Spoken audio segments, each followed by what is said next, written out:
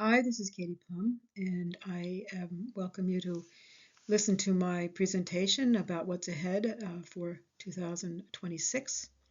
It's an annual event, and I thank Rogers Memorial Library and Yvette and Pat who are helping me, invited me and helping me set up here. Appreciate that. So, because I'm an astrologer, we use the planets and the signs they are in to demonstrate what's going to happen potential based on the trends, what the planets are doing, and looking back and see what the planets did before when they were in these same signs.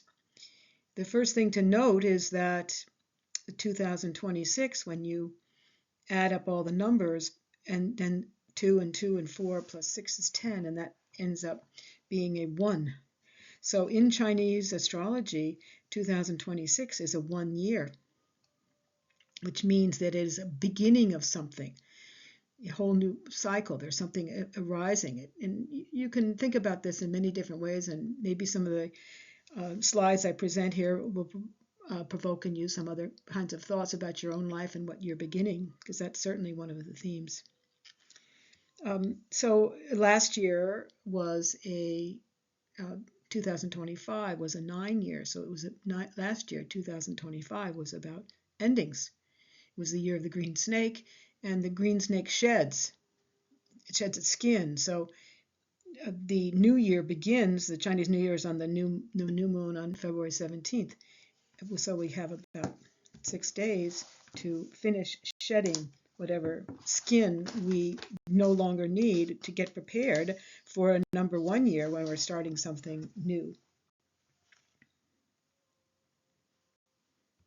So one of my questions I asked myself about this year was why everything seems so chaotic. And there are um, certain reasons, if you're an astrologer and looking up at the heavens, what the planets are doing. We are in a very chaotic times.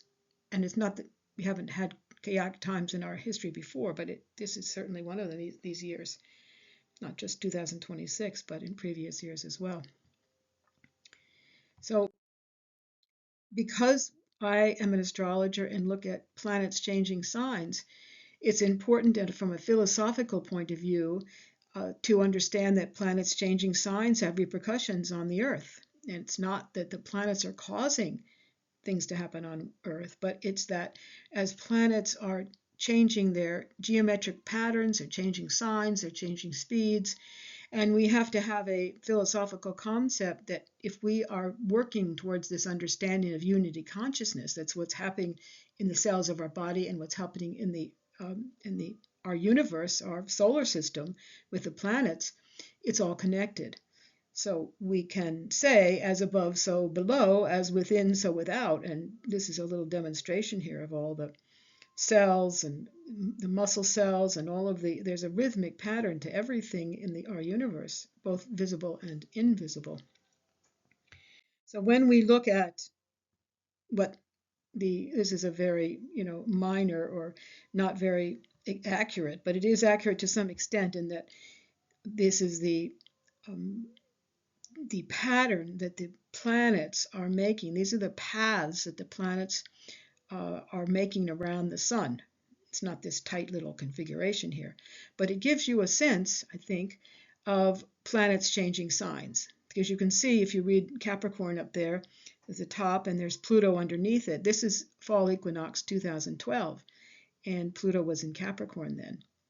Now, what we're going to talk about right in the very beginning is Pluto has moved from Capricorn and has entered Aquarius. It entered Aquarius in November 2024 to stay for 20 years. So we're going to talk about some of these planets, how they're changing, because we're in an exceptional year when many planets are changing signs. And how they are geometrically patterned to one another is also changing. So as above, so below, as within, so without. So we're talking about Pluto first because its orbit, as I just showed you before, it takes 248 years to go around the sun. And so when it changes signs, it sets a whole period of time, anywhere between 20 and 40 years. Depends on, Pluto has a very eccentric orbit. But in November 2024, Pluto went into Aquarius, and for the next 20 years. November 24 is when it finally stayed in Aquarius and didn't flip back to Capricorn, where it's been since 2008. So when we talk about Pluto and what Pluto's doing, we want to understand a little bit about what Pluto signifies in the natal chart. Pluto is the planet representing death, rebirth, and therefore transformations. Pluto was the god of the underworld in Greek mythology and represents deep, true things that have been hidden from view in each of our own psyche, but also in society. So when Pluto hits your natal planet, when it hits a planet of the natal chart of a country or an institution or a marriage or a church or any moment in time, when it reappears and hits a planetary position in the natal chart, it awakens something, and Pluto brings up something from the deep, that maybe has been hidden or submerged or and is not visible. And that's Pluto's role here as in Greek mythology, as he was the underworld, and there are treasures in the underworld. That's where the minerals, and you can see the dwarfs and the gold gets hidden. Anyway, there's a understanding that there's treasure in that underworld, but it is a process that it's a transformative action. That means things happen in Pluto. You have Pluto transits across one of your personal planets. Things die. There's a death of some way. There is a rebirth, but things are never the same as they were before. And that's when planet changes signs, when planet hits a natal position in your natal chart. But something else is born. There's always the process. Death is always followed by a new beginning. So Pluto puts an end to outdated things. And when it changes signs, the survival of existing power structures is at stake. Because where Pluto is reigning, what was in Capricorn from 2008, Pluto was. We're going to talk about that. But whoever holds the power, whoever symbolizes the planet in a sign, that sign, it symbolizes who's holding the power. And whoever holds the power is changing signs when Pluto changes signs. So as I mentioned, we might remember the default mortgage crisis in 2008 when 5 million people lost their homes.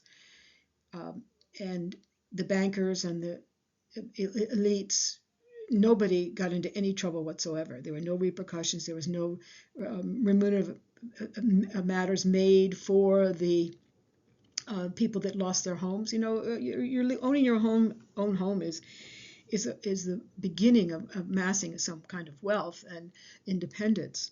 And when 5 million people lost their homes, it was devastating.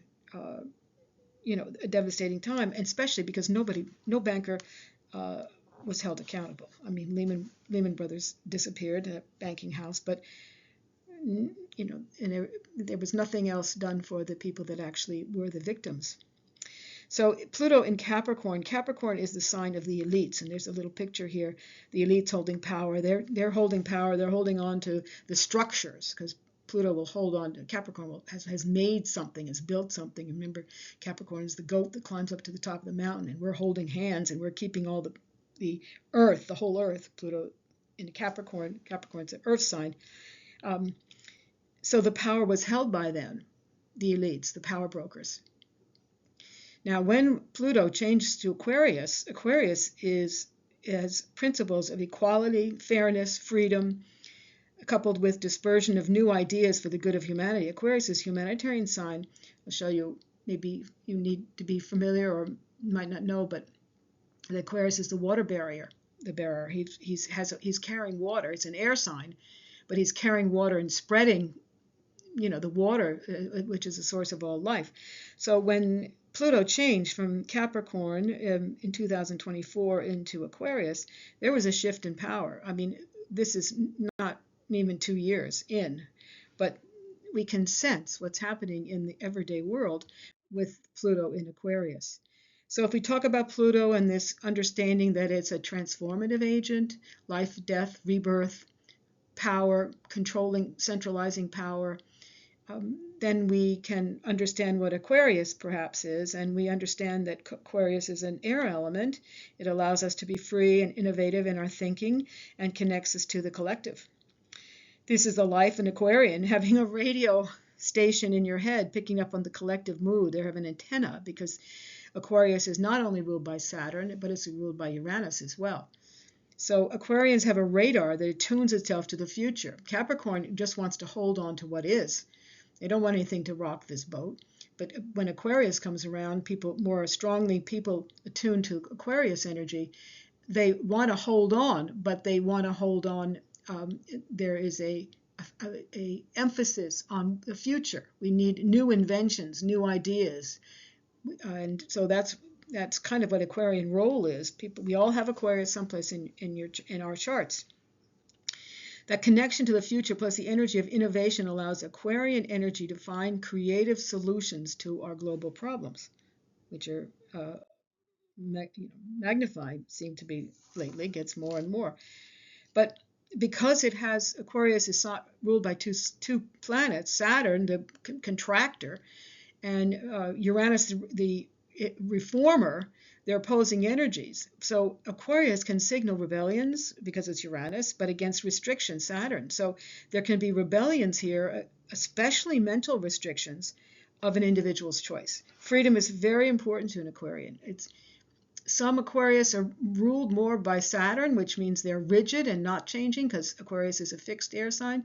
But the other ones are ruled by Uranus, and they are free thinkers, and they're innovative, and they're experimental, and they're scientists, and they're revolutionaries, and they're reformers. So humanitarian progress really comes about a lot in Aquarius when people have a strong Aquarius energies in their chart. It's also the sign of outcasts and those unique individuals who are radically different from the others. Most importantly, Uranus deals with the future. It seeks something that hasn't been there before or hasn't been there for a long time. Pluto was last in Aquarius, 1777 to 1798. Of course, this was the end of the American Revolution when we were demanding our freedom from Great Britain. If you have the fortune of watching Ken Burns' series on the American Revolution, you'll see this quite clearly, how chaotic things were in the colonies between all the varying factions, and people had to decide what side they were on. But Pluto in Aquarius, it signals a massive humanitarian revolution, activism like we haven't seen before in our lifetime, because there can be the potential here of generating new government structures, groundbreaking technology in medicine, social innovation that changes the course of history. When Pluto was in Aquarius, 1777 to 98, that is when it was the beginning of the end of the American Revolution, but it's when the Constitution was formed. It's when the framers met for the First and Second Continental Congresses, mostly the second, and then decided to meet. They were going to just redo the Articles of Confederation, which the war had been run under, but it was very not very helpful restrictions in that Articles of Confederation, what the 13 colonies had used to provide the resources and manpower for the revolution. So they threw out the Articles of Confederation and they developed the Constitution during this time when Pluto was in Aquarius last time. So it's important to remember that it wasn't just the fighting that was a part, it was this urge to create brand new governmental structures, and that's what this American experiment is. So we have to only concede whether only time will tell whether we're going to be, because theoretically it's an egalitarian utopia, or artificial intelligence. Is that going to take over? So the next, I showed that slide before there of the air balloon going up, because I was in France. It's one of the symbols of the time when what was happening, these new air balloons. So now we have this, I'm go back, stop, pause.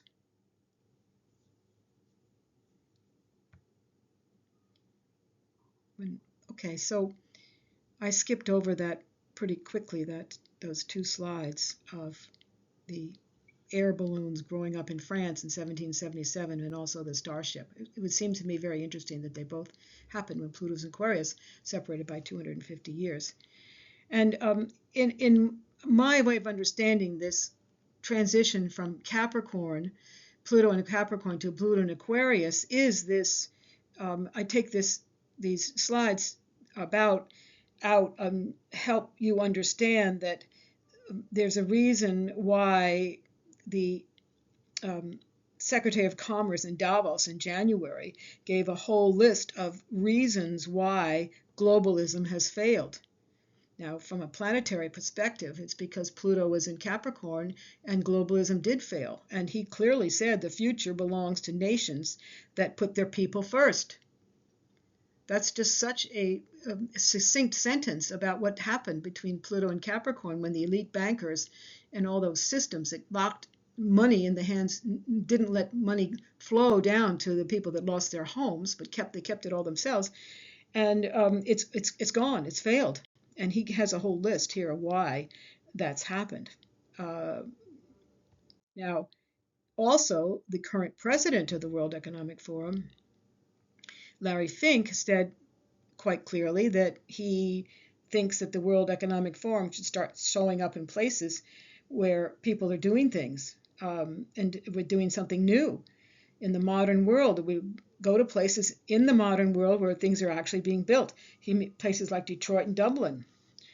That's a whole different thing. Instead of being up in the elites all the world, the corporate heads of countries and companies, either private planes going to Davos and this exclusive Swiss resort, and complaining and proselytizing about climate change. I mean, everybody can see it was really not authentic. It was now. This is also a New York Times a guest piece and brought to the point that Prime Minister Mark Carney of Canada announced a rupture in the world order. Because Pluto in Aquarius is going to bring some rupture. It doesn't matter who's head of any countries, but there's something as shocking has happened, which hasn't happened before. I mean, the British were shocked when we wanted to revolt against them, and now we're in the same kind of position that the NATO, after the shock of recent weeks, nobody doubt the NATO as we know it, which has been the bedrock of transatlantic security for over 75 years, is coming to an end. These are outdated forms we can assume, because Pluto would only do that if something is outdated.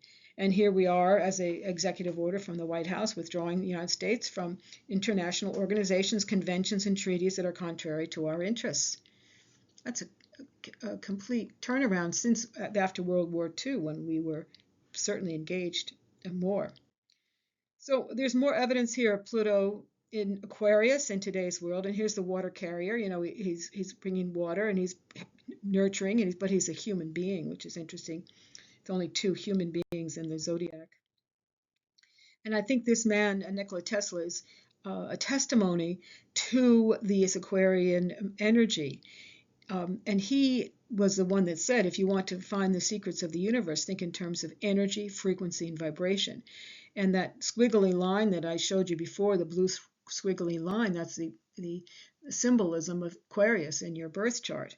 And you can see these, this is he was born. This is in his warehouse or his factory, his experimental labs. That kind of, you can understand that he's working with a frequency, vibration.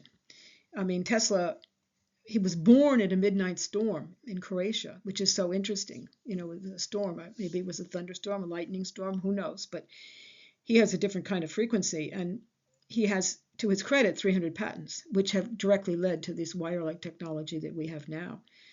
And he was really a person who was ahead of his time. And we can see this now, what he inspired, all the modern data centers. This is all very Aquarian, because these are working with frequency and waves that we can't see, but they're affecting everything. this whole business with the data centers, and we're going to put data centers in space and use the solar energy um, to support them.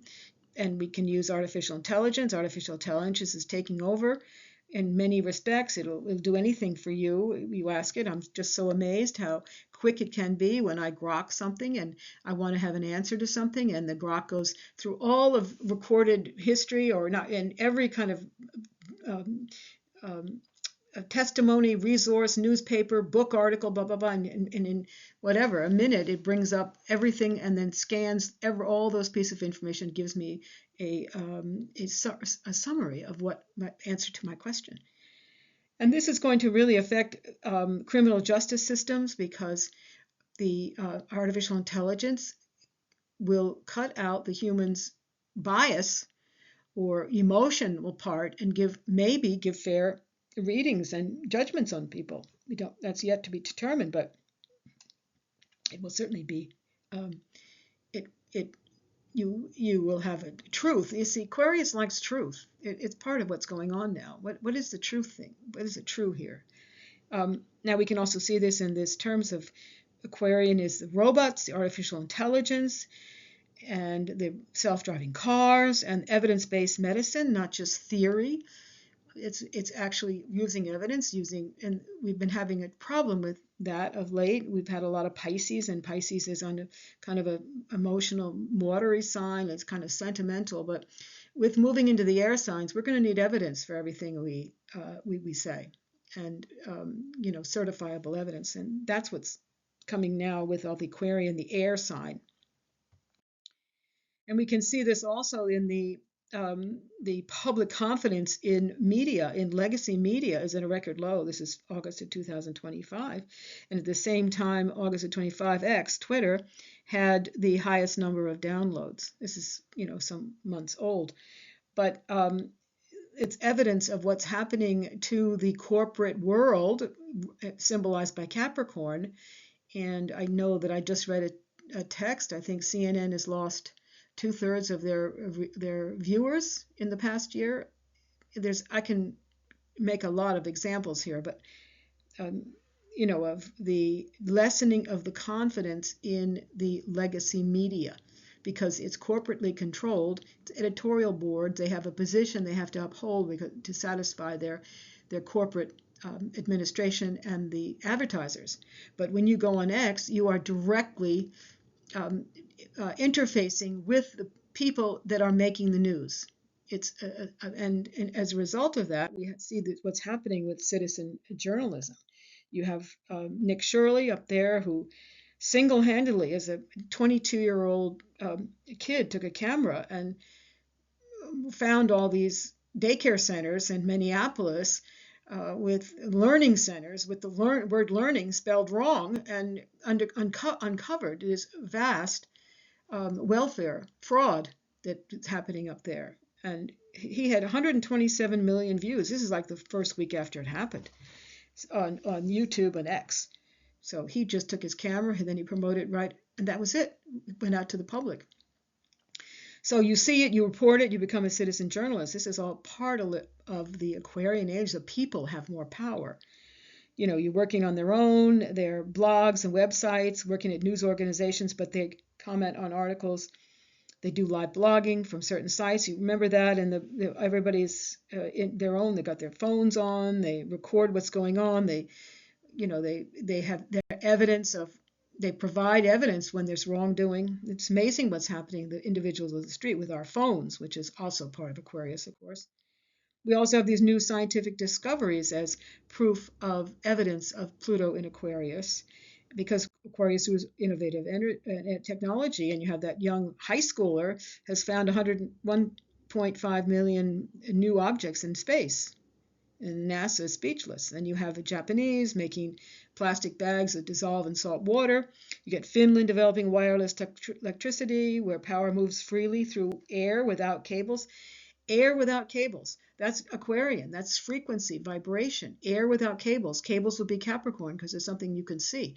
But without cables is air. And that's what we're in, this air era.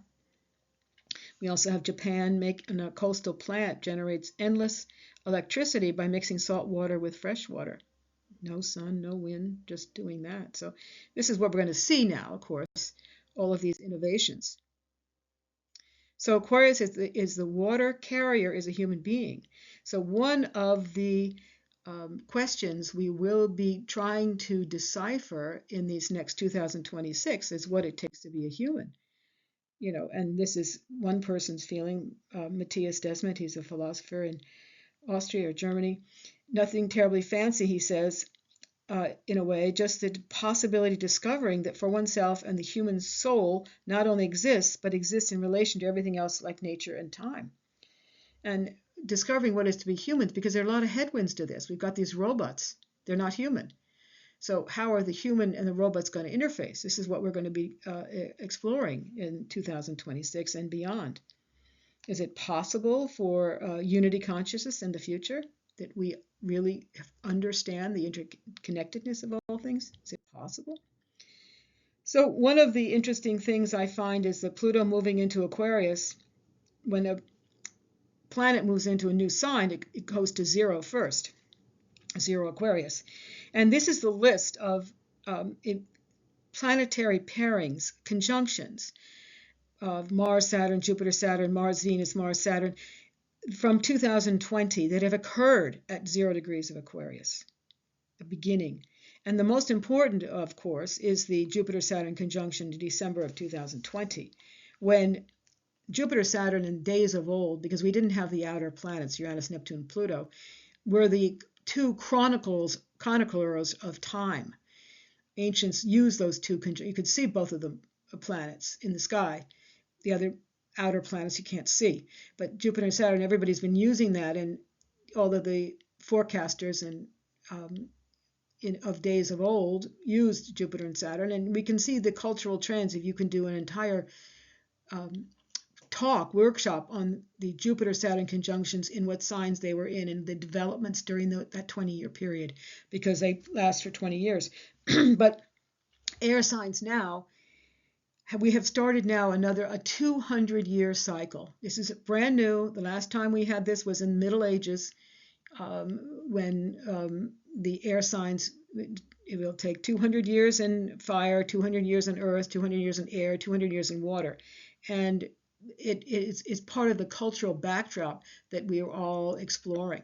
No longer is the wealth in material things. The wealth is in the ideas and the invisible world, the frequencies, the healing and modalities that you can't see.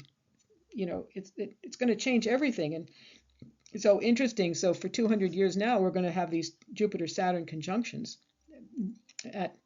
in air signs. So air signs, inventions, communications, humanity, relationships, everything that you can't see is part of the air signs. Talking, how we treat one another. So that's starting.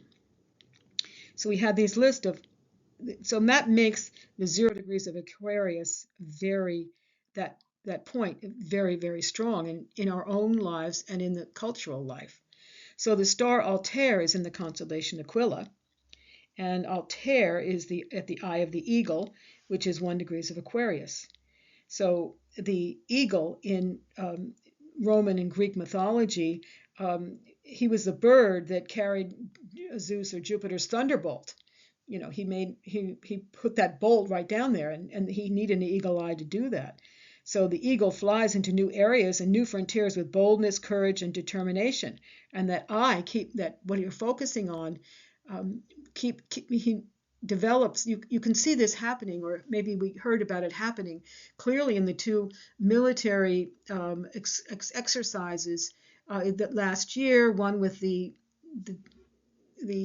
airplanes that got into the Iran's uranium, and in a size of it was a tiny place that they had to find the precision that occurred during that. And there's been other examples too. But in our own lives, what we focus on, how you can use this, what we focus on is what we are going to manifest.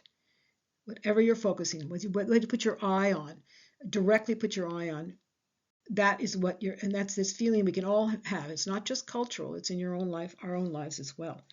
So this 1 degrees Aquarius is extremely important for all of us because we've had it hit by many different constellation pairings, or planetary pairings, not constellation, because it's all zero Aquarius. Another big thing that's happening, which has never happened before this year, is the Pluto at its southernmost declination. You can see here from this diagram that Pluto has an orbit, an elliptical orbit, very different than the other planets, and that's why the astronomers downgraded it. It stays much longer in one sign than it does in another. But it also goes out of bounds in its southern declination. That's on the left-hand side here, and because it's out of bounds, it's out of the bounds of the orbits of all the other planets. It also goes on the north out of bounds. But in this time period, it is in the southern declination. And when this happens, and I'll tell you the times it has happened before, there's a bottom-up transformations, revolutions, reforms, just redistribution of wealth, popular uprisings, the breakdown and reformation of empires. People are empowered, exposure of shadows in power structures, radical innovations, particularly in Aquarius, a potential for mass awakenings with greater compassion, non-violent resistance, or scientific paradigm shifts from electrical to magnesium, from magnets. This kind of, which we're seeing, the energy is taking a way we're working with energy, what we're using, and we're still trying to decide what the best way to support our energy consumption in this country. But this Rosie Finn wrote this wonderful book about Persephone's revolution and about what happens and what has happened before, when this has happened before, when we're in this southern declination. From early September 2025, for a few months, at each late summer and early fall until 2035, these next 10 years, Pluto is going to be at its southern declination, out of bounds. It's operating in a different plane than the rest of our planets. It's going to be manifesting, and then it's never going to happen again. And when Pluto is at the southern declination, like the American Revolution, Protestant Reformation, end of the Crusades, Norman conquest of England, Jewish revolt against the Romans, destruction of the Second Temple, and the collapse of the Bronze Age, 1200 BC, and there's all the Chinese, the fall of the Tang empires, things fall apart. Now, when the Pluto is at its northern declination, it means things get built up. Empires, countries get built up. So the question that Rosie has, and it's very interesting to want to read her, is that does that mean if Pluto's never going to go to their southern and the northern out of bounds declination again, does it mean that we're going to be stopping building this destruction, building destruction that we have been in since as long as we know, from the beginning of time? I don't even know. I shouldn't even say that because I don't really know. It's to be investigated, but important, because it's never going to happen again after 2035. So Saturn and Neptune are in conjunct in Aries. Last time this happened was 4,632 BC in 0 degrees Aries. 0 degrees Aries is an extremely important degree. It's the first degree of the zodiac. It means that it's called the world axis point. Things happening at that 0 degree, events happening in, the whole world knows about it. There was an eclipse on June 21st in 2001, right? Before 9/11, which is 0 degrees of Cancer. It was on the world axis. And the whole world knew about 9/11. That's one of the events that comes to my mind that has this 0 degrees of either all of the cardinal signs have it. It can be that. But Aries is the first one. 0 degrees Aries, the whole world is going to know about what's going on now. And you have these two planets that haven't met in 36 years, Saturn and Neptune, and they're, again, contrary energies. This is Aries as a cardinal sign and begins spring, that insipid, when the seed opens up and pushes up through the soil. That's Aries. You got the ram with his horns. He's budding. I'm going ahead. I don't care what you tell me. This kind of birthing energy is very strong right now. So Neptune she's going to be at 0 Aries, and so Saturn. They're going to meet there. Neptune is the planet of our spirituality, our wanting to commune with the divine, either through drugs, alcohol, or spiritual life, meditation, music, prayer, poetry, this communing with something we can't see, invisible world. And Saturn is the opposite. Saturn wants us to build something. We build walls. We dedicate ourselves to something material. So you have the immaterial and the material, two planets coming together and they have to work together. That's in the beginning. This is a painting of Neptune kind of moving into the first degrees of Aries. You're on the waters and something is arising. So Neptune entered Aries on January 28th and will stay until March of 2039.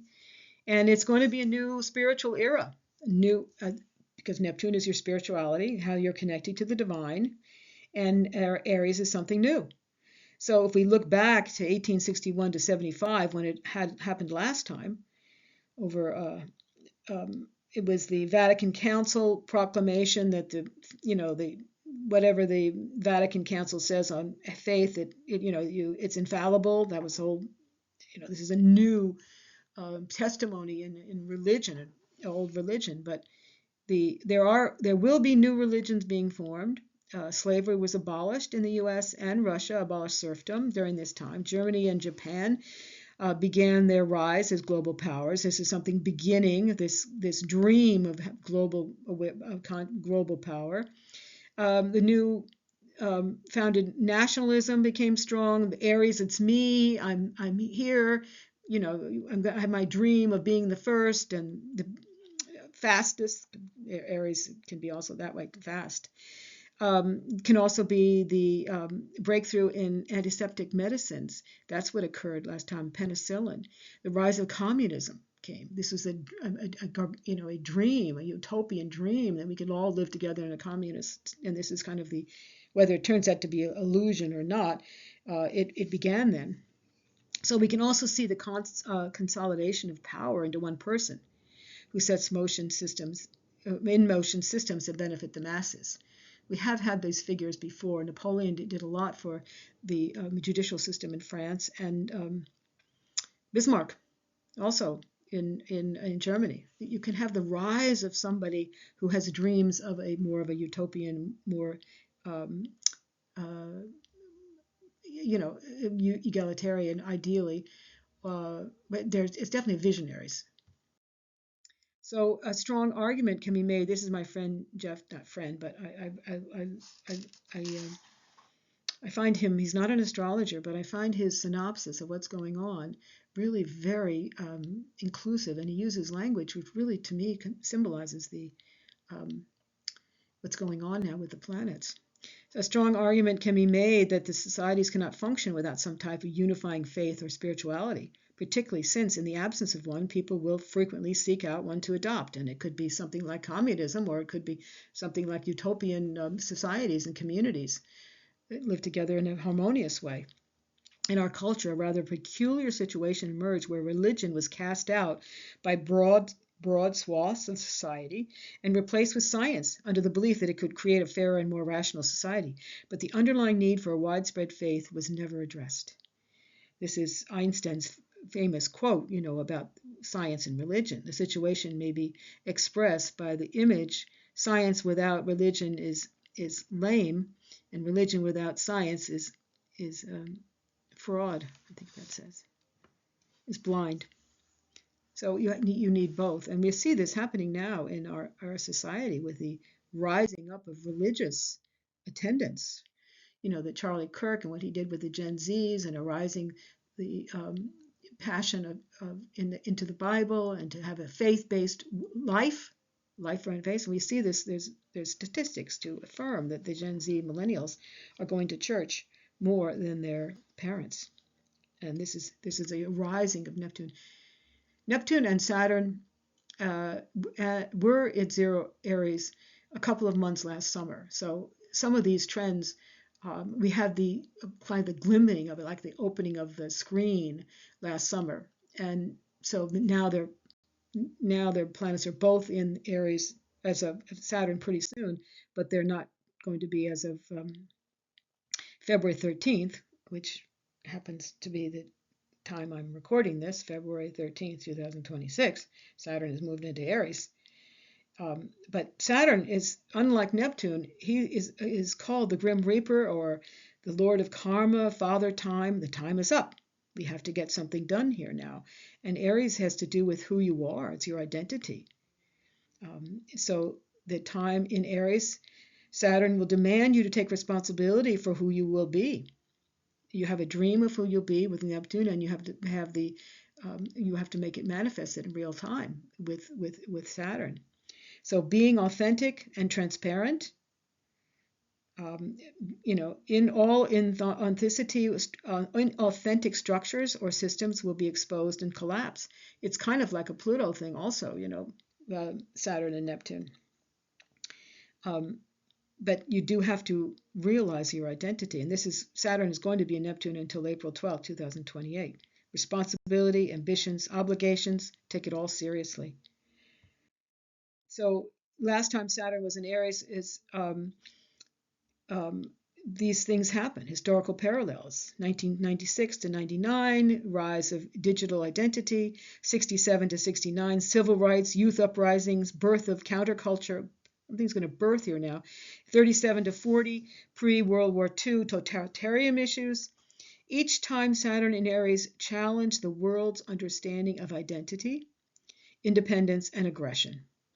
So we can expect similar but more spiritualized versions in 2026 to 28, the 2.5 years that Saturn will be in Aries. So one of the wonderful examples of what happened the last time Saturn and Neptune came together was 36 years ago, in 1989, 3 times. This was the end of the Cold War. The Berlin Wall collapsed. The communist regimes in Poland, Hungary, Czechoslovakia, Bulgaria, and Romania also collapsed. It was the collapse of the communist agenda, the vision of the dream of it didn't work out. And the Berlin Wall is one really strong testimony. The wall is Saturn. You build this wall to keep something out, keep people unfree, and then it gets collapsed, it gets dissolved. Saturn works on Neptune. Saturn wants to build your Neptune vision, which is authentic, and Neptune works on Saturn, that if you have a system or a structure that's not working anymore, Neptune will dissolve it. So this 89, last time Saturn and Neptune got together, Tiananmen Square uprising, you had the World Wide Web laying the foundations for dissolving information barriers. That's an interesting concept to think about. When Neptune and Saturn get together, there were barriers. The World Wide Web now, information is all over the world. There's no barriers to it. There's no walls.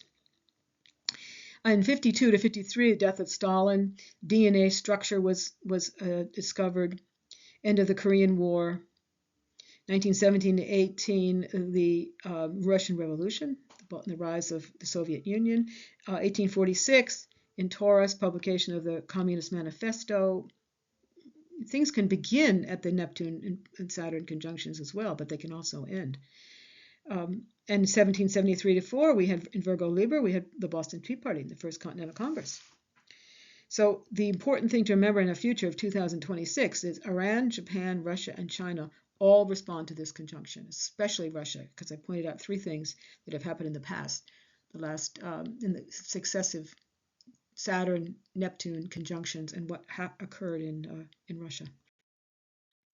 This is an interesting chart at Jeffrey Epstein, and to me he symbolizes the crux. It's not particularly him, but it demonstrates how your chart can come alive even after you're dead. And we can see it here if we look at the sun at 0 degrees of Aquarius. Now, we've talked about Pluto entering Aquarius. All those planetary conjunctions were on his sun. That's like rising someone out of the dead. we can also see that Uranus, when he goes into Gemini, end of April, it's going to trine his sun. It trined his sun last summer. All of a sudden, since that the Epstein Transparency Act was passed by Congress, and the files are being collectively exposed. They've been buried since he died, since Epstein died, or no one wanted to look at them, and now they're being exposed. And this is partly what's happening. He also, now that Pluto is something is rising out that the previous administrations didn't touch. They had the files. He also has this Saturn-Neptune conjunction. So in the sky, Saturn and Neptune are conjoining again, and he has it natally. That means if you were born with a conjunction, this is going to be even a more important time for you. And the fact that he's dead doesn't make any difference, because he's a pivotal person, not him himself, but the people. And we're beginning to see some of these people who've had these downfalls of these major figures, one after the other. They have been disclosed that they have something to do with Epstein, and they're resigning. The British secretary of this, and the big bank presidents. There's this, and the other day, this lawyer, it's all, they're getting exposed. So this is just one of the examples of your chart staying alive. When Alexander Hamilton, his chart was lit up completely when Hamilton came to Broadway, that whole show about his life. It's just what the planets are, really timeless, and you can watch what you do now, because if your life doesn't die. So here we are at the spring eclipses in 2026. We are up to the February 17th, which is in a couple of days, and we have this beginning of the Chinese New Year, the Ring of Fire, because the moon covers 96%, but it's conjuncts Mars and squares Uranus. This is the year of the fire horse. You finished the green snake, you shed something last year, ideally, and this is the fire horse. This is freedom. You have a picture of a horse, a red horse, or a fire environment running the freedom. Things are going to start speeding up now. This is one of because the sun and the moon are 29 degrees of Aquarius. This is where it's going to manifest in Antarctica, and it looks like South Africa. So the expectations here, this new beginning, this beginning of the Chinese New Year, the year of the horse, moon and sun at 29 degrees of Aquarius, it sets up the beginning of the 2-year eclipse cycle in Leo Aquarius. The solar eclipses, the lunar eclipses, full moons, new moons are going to be in those two signs.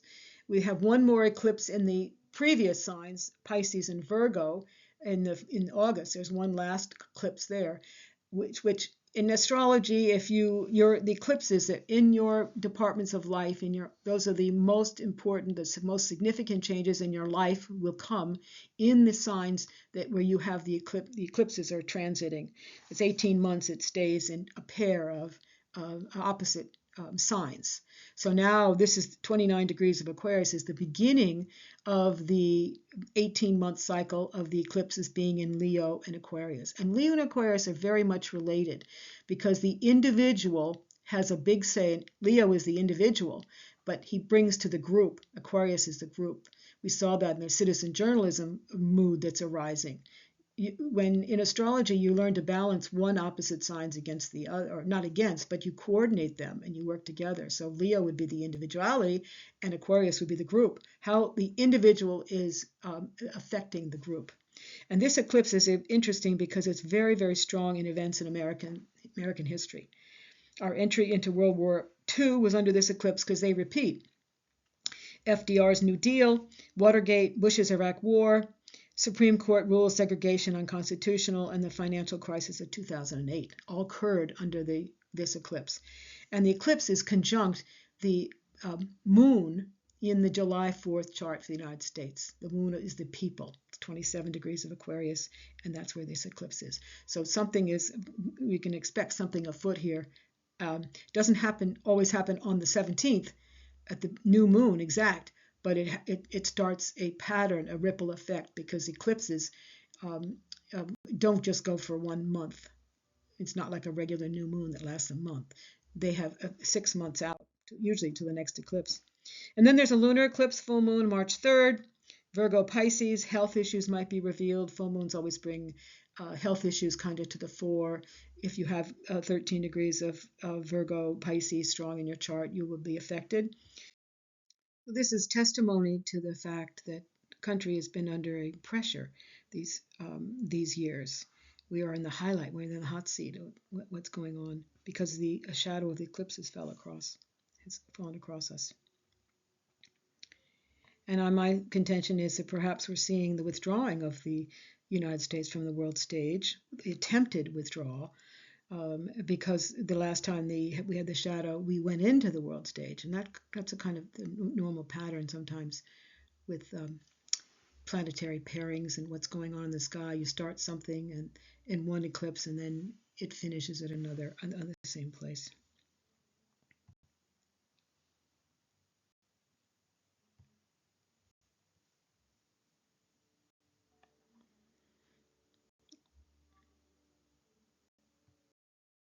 So now we're go up to March 12th, and Jupiter turns direct in the sky at 15 Cancer, conjunct the USA Sun. You know, we have a beautiful Jupiter in Cancer in our natal position. But it's interesting to note that our ruling planet, because we have Sagittarius rising in the July 4th, 1776 chart, our ruler is Jupiter, and Jupiter has been going retrograde for 120 years, since November of 1905. And progressed Jupiter, that's an astrological term, but it went direct last July 23rd at 15 Cancer. So we can see that because Jupiter's a wonderful planet. We have a beautiful planet, a beautiful condition of our Jupiter in Cancer. But it's time now to overcome obstacles by gaining control of our country's inner life, our ethical and moral and spiritual foundation. It's Jupiter. And our strategic planning for the future by looking over lessons to be learned from our history and uncovering the past. Because the release of this country, the ruling planet, is very important for each of us, has been going retrograde since 1905. And that's been released now as of last July. And we have to start going forward in our inner life. Will the country get back to its legal? What does the Constitution say? Moral, Epstein files, welfare fraud. Ethical, right and wrong, honest and just, protective, land of immigrants, nurturing, feeding, expansive and generous nature. I mean, we have enormously generous nature, even too much, you might say. We're feeding the whole world. We were taking care of every country in this, apparently, every country on the planet the taxpayers were paying something for. So, but that is in our identity. Give me your tired and your poor, your huddled masses, your yearning to be free. But it's time now. We perhaps, because Jupiter has the potential, and this doesn't happen overnight, but becoming aware of where excesses, where our abundance and generosity became excessive, we are now aware of it and will correct some of the overindulgences. And this degree which is connected, which is 15 Cancer, is a man reading a scroll with the help of an old book. So transiting Jupiter is in the sky on the 12th of March. It's going direct at the same degree that the progressed Jupiter went last July, which makes the degree extremely important to us. And it also is conjunct the United States' sun. It's our identity. So our purpose. So my interpretation of this is that if you can imagine what it feels like to be a man reading a scroll using an old book, is that some part of this country's destiny is to go back and use and relearn the lessons of the past and announce that we're doing that again. And I will be curious to see what happens this year, and we'll make note of evidence of this, that we are returning to old patterns that we might have lost in the process of our growing pains. We're only 250-year-old country. So here we are. Uranus did go direct on February 4th, but it goes into Gemini. That's a whole another air sign, you know, and on April 27th, 2026. And Uranus stays in one sign for 7 years. So It's been in Taurus for 7 years. We had all this, Earth stuff and the environment. Taurus is gold, and I mean it's a physical manifestation. But in Gemini is ideas. It's communication. Uranus symbolizes the upriser, the revolutionary, the reformer, the scientist, the inventor, the unusual, and the eccentric. Gemini rules information, the internet, communication, and travel. Uranus was last in Gemini January 1774 to 82, American Revolution, 1858-66, Civil War, August 41 to 49, World War II. The United States was a different country after the Uranus was in Gemini, because we have Uranus in Gemini in the natal chart. So it even more pronounced, for us. So there's going to be ideas that are going to be revolutionary, reforming ideas. There's something going to be some turnover, some conditions that are going to change, alter in these next 7 years. The mental states that are going to be altered, reformed, shall we say. May 6th, Pluto makes a station. You'll change your perspective. Because Mercury is involved, there will be new insights. Something that this is for Aquarians. 5 Aquarius is the degree. Something perhaps that you thought you left behind will come back. And it will have to wait till October to get resolved, because Pluto is going to leave 5 degrees of Aquarius and go back to 4, 3, and then it'll have to go forward again 3, 4, 5, and that will happen in October. Sun conjunct Uranus, May 22nd. This is another interesting day. Sun is your life force, your spirit, your destiny, and Uranus is the revolutionary reformer. It's the electricity, have a sudden enlightenment. This is on the left-hand side. We have Martin Luther. He was on his way to be a lawyer, as his father was. And he was in a storm, and he scared him half to death. And he promised God, if he made a little prayer, and if you get me out of this storm, I'll become a monk. And then he did that. And Martin Luther, look what a reforming thing he did. On the other side is the interest of St. Paul, who was on his way to slaughter more Christians when he had a moment with God, an enlightenment experience, and that was it. So Uranus does that kind of thing if you have that where it is strongly in your chart. So Jupiter enters Leo. Here we go into a fire sign. As you can see, we're doing air and fire and fire. These are dry. These are the masculine signs. These are the signs that speed things up. Water signs slow things down. Water and earth. So Jupiter enters Leo on June 30th, and you're going to have a moral responsibility now to do what your heart wants you to do. There might be issues of boasting or being authentic or wanting attention seeking, but the generosity, Leo, there's nothing more generous than a Leo, the lion. Their generosity of spirit, because they're ruled by the heart. So all you lions out there, Leo lions, you're going to have a year of Jupiter in your sign. And at that point, Jupiter in Cancer will have left. We've had every sign gets Jupiter, planet of expansion, abundance, success, more, in their sign. Everybody gets Jupiter for a year. And on July 4th, of course, is the Sibley chart of the United States, her birthday, 250. And I just make a note here that 1 degree of Aries is at the bottom. So this is the bottom. This is our identity. This is how we feel about ourselves. And we've had the Saturn-Neptune conjunction right there. And it's the bottom of the chart. It's like the worst things, the bottom of it. The planets start rising up after that. But there's a condition of the foundation of our homeland and who we are, because we've got Saturn and Neptune. We're going to have to figure it out. We're going to have to make real what our vision is for this country.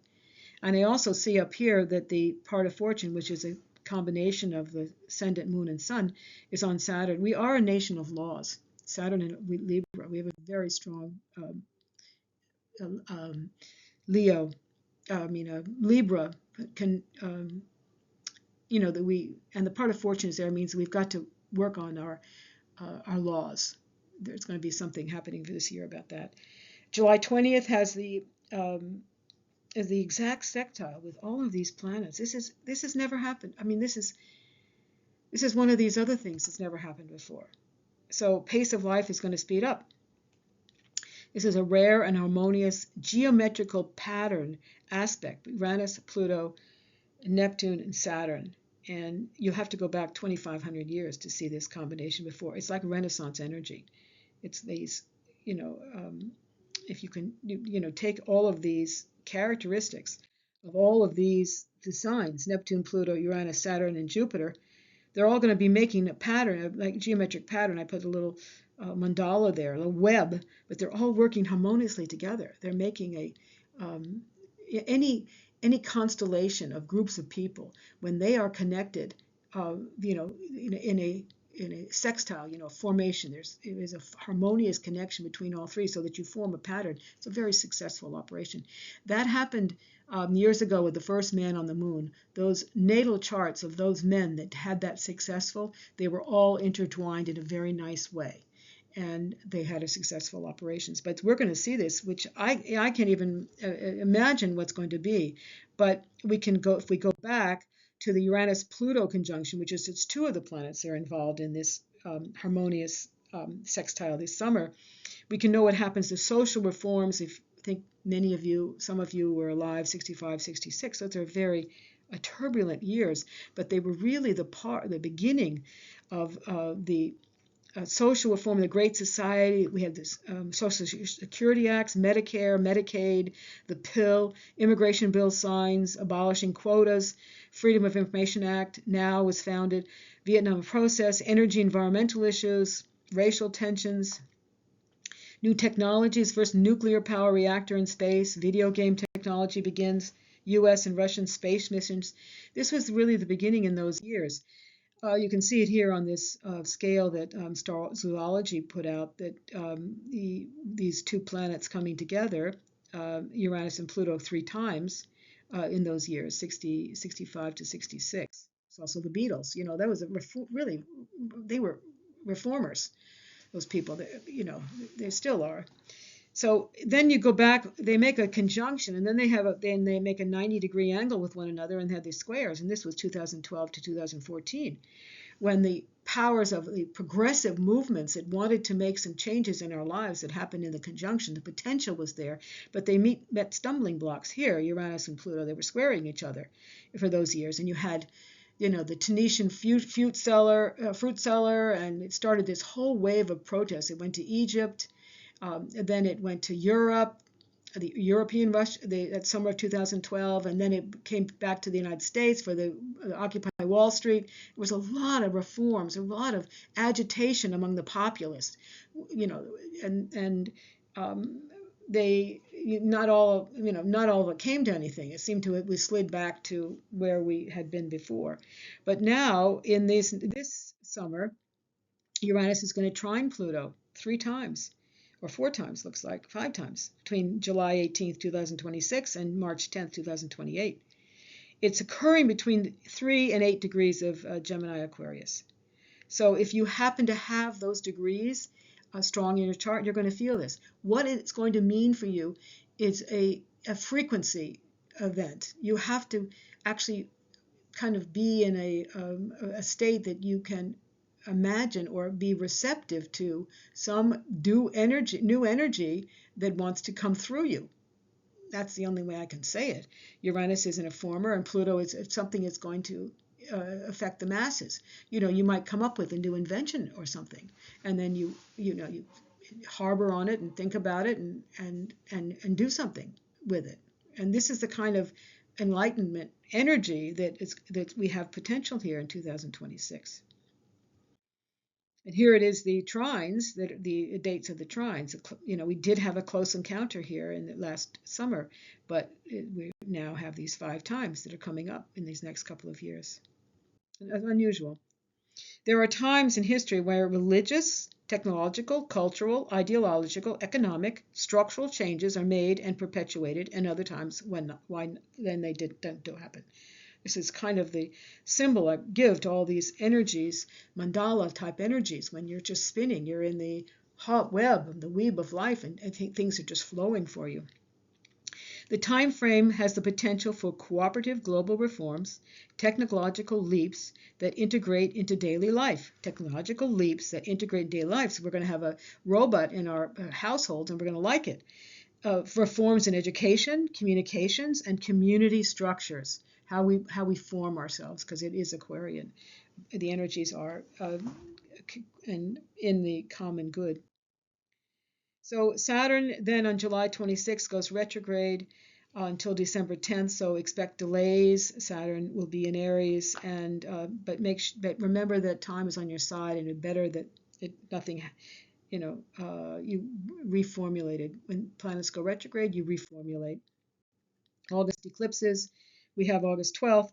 Both Sun and Moon are together at 20 degrees of Leo. If you are Leo, if you have Leo in your chart, that's going to be eclipses change your life more than any one uh, planetary position if they hit your natal chart. So this solar eclipse, new moon, breaking out of a bad situation into one where there are more positive options. That could be what's happening if it affects your chart strongly. And then August 28th is a full moon lunar eclipse at 5 Pisces, Virgo. Square Uranus. That can be quite disrupting, a square Uranus. But this time you're like looking back where you've been and stop pushing the boulder up the hill. Something might fall away, which is indicative of the time period of any full moon, but eclipses are compounded substantially. Uh, this is where the shadow of the solar eclipse falls in July, and this is over Greenland. There definitely might be some resolution about the Greenland situation during that time. August 31st, Jupiter trine Saturn, 13 Leo to 13 Aries. These are fire signs, both in fire signs. Each successive month in 2026, things are speeding up, starting on February 17th. So this is listening to your elders. Relationship of these two planets began at the conjunction on December 2020 at 0 degrees of Aries. So we can see a possibility that there'll be some accountability that has to happen for that time period, December time period, which is when we had COVID was around, but we had the mandates then. So Venus retrograded 8 Scorpio in Libra October 3rd, planet of love and beauty. It goes retrograde every 18 months, and it's a 40-day review of themes of love and beauty and what we want in our life and how our relationships are going. It's going to nudge us to reassess how we navigate imbalances and challenging power dynamics in our relationships. That's on October 3rd. Because Venus begins its underworld journey. She goes from being a evening star to a morning star. And this is a pattern Mercury does too. We see it in the evening. The only time we see Mercury in the evening is when it is about ready to go retrograde, and it connects with the Earth and connects with the Sun and goes below the horizon. So during that time when the Venus is in retrograde, Venus is difficult in Scorpio, because there's the issues of skeletons in your closet can come up, and these jealousy, rage, and grief have to be fully witnessed and acknowledged before they can loosen their grips on us. So there's these power struggles that happen with Venus in Scorpio. And in 2018, October, when Venus was also retrograde in Scorpio, we had all these horrible, this Khashoggi was murdered, and there was sexual conduct of Brett Kavanaugh was exposed, and the sexual misconduct of Harvey Weinstein. This is Scorpio. This is a world of Scorpio. What can I say? It's part of life. Things die and things have to get born. So you can see that you have to be careful more that you can be too distrustful of people in that time period, but it will pass. October 23rd, the Sun and Venus come together, and that ends that's the high point, the cazimi of those two planets, and that you get some resolution there of the power tripping that you might have experienced when Venus was in Scorpio. You get an understanding of it, understand where somebody, your partner, your friend is coming from, or they didn't mean to steal money from you, because Scorpio can be involved with money as well, other people's money. So when Venus goes back into Libra on October 25th, now we confront the codependency of people and people pleasing. you can ask yourself whether you prioritize peacekeeping over being open and honest. Am I just saying what I think that you want to hear rather than my own honesty. So, and Libra wants justice and being fair, and you can either be right or be happy, as the old expression goes. November 18th has Mars conjunct Jupiter, a victory, a win, a new birth at 26 degrees of Leo. Mars will be retrograding at 10 Virgo on January 10th, 2027, and back into Leo on February 22nd in 2027. This is an interesting conjunction because, as we know, Mars is your energy, it's your beginning something, it's your work, it's your aggression, it's your job, it's the men in your life, and Jupiter is expansion, makes it bigger. Births happen with Mars-Jupiter conjunction. And so we're having this conjunction on November 18th near Regulus, which is a very fortunate star. But because Mars is going to go retrograde in the beginning of next year, that degree is you're going to when Mars and Jupiter come together at 26, but Mars is going to go retrograde. It's going to go backwards. So, but that 26 degrees of Leo is going to be activated 2 more times, February through May of next year. So whatever birthing, potential for birthing here in November, we might have to wait until it finally leaves that degree of where the conjunction was. And then the issues around that occurred then get resolved. That happens in all retrogrades, hopefully I've been noted. So in conclusion, how will we look back at 2026? Maybe we will understand that the pandemic Pluto, Jupiter, Saturn conjunctions, Pluto, Jupiter, Jupiter, Saturn, Saturn, Pluto, those beginning conjunctions in 2020 marked the opening shots of the Third World War. It's not necessarily a physical war because we're in air signs.